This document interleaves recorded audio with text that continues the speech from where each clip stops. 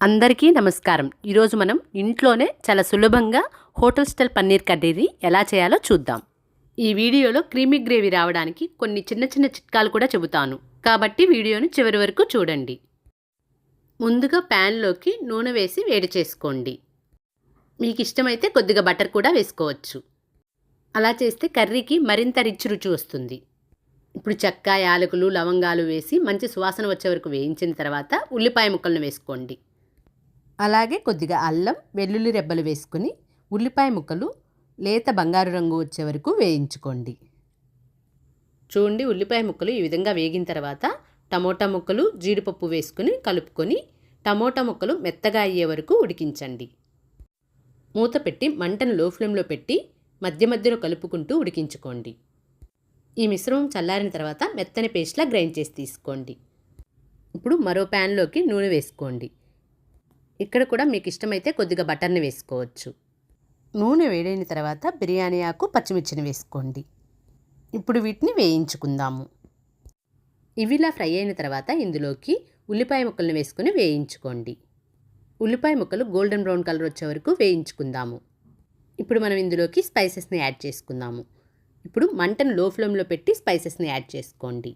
ఇందులోకి కారము, పసుపు, ధనియాల పొడి, వేయించి పొడి చేసిన జీలకర్ర పొడి, గరం మసాలాను కూడా వేసుకొని మంటను లో ఫ్లేమ్లోనే ఉంచి 1 నిమిషం పాటు కలుపుకోండి. ఇప్పుడు మనం తయారు చేసి పెట్టుకున్న పేస్ట్ని వేసి వేయించండి.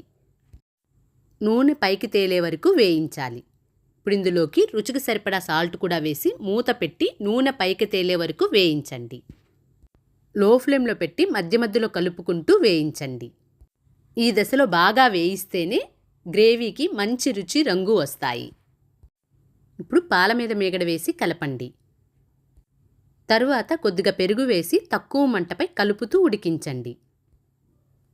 ఇక్కడ మనం గుర్తుపెట్టుకోవాల్సిన విషయం ఏంటంటే పెరుగు వేసేటప్పుడు మంట ఎక్కువగా ఉండకూడదు.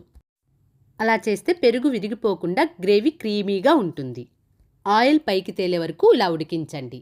తరువాత ఇందులోకి అవసరమైనన్ని నీళ్ళని వేసుకొని కలుపుకోండి. ఇలా నీళ్ళని వేసిన తర్వాత ఇలా మరగనివ్వండి. ఇలా మరిగిన తర్వాత ఒకసారి కలుపుకొని పన్నీర్ని వేసుకుందాము. పన్నీర్ని ఇలా క్యూబ్స్లా కట్ చేసి వాటర్లో వేసి ఇందులో వేసుకోండి.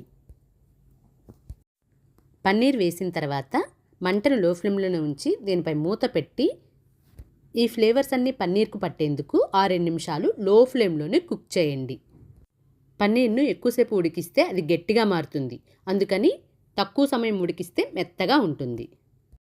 చివరిగా కసూరి మేతిని చేతితో నలిపి ఇందులో వేసుకొని కలపండి. అలాగే కొత్తిమీరను కూడా వేసుకొని కలుపుకోండి.